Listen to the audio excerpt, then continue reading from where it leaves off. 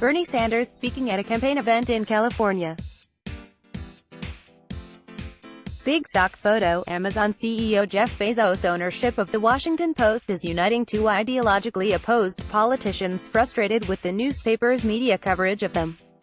U.S. Senator Bernie Sanders suggested on Monday that the Post runs negative articles about him because he is critical of the paper's owner.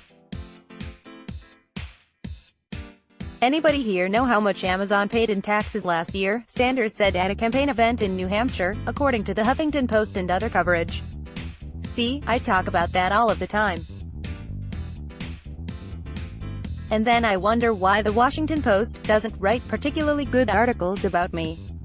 I don't know why, but I guess maybe there's a connection." Sanders reportedly reiterated the claim later that day at a separate event.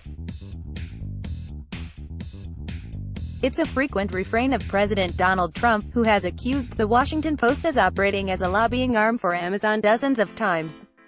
Marty Baron, The Washington Post's executive editor, rejected the claim that Bezos influences his newsroom in a statement. Sanders is a member of a large club of politicians, of every ideology, who complain about their coverage, he said. Contrary to the conspiracy theory the senator seems to favor, Jeff Bezos allows our newsroom to operate with full independence. As our reporters and editors can attest, it's not unusual for politicians to criticize what they see as unfavorable media coverage. It's less common for elected officials to accuse a publication of pushing the agenda of an executive or corporation. Amazon is a particular target of Sanders, who has criticized the company for its scant federal tax bill and working conditions in its warehouses. His advocacy on the latter issue led Amazon to raise its minimum wage for all workers to $15 per hour.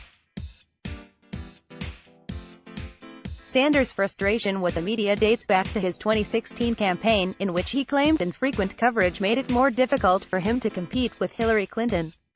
A Harvard University study found Sanders' campaign was largely ignored in the early months, but as it began to get coverage, it was overwhelmingly positive in tone. Let's block ads. Why?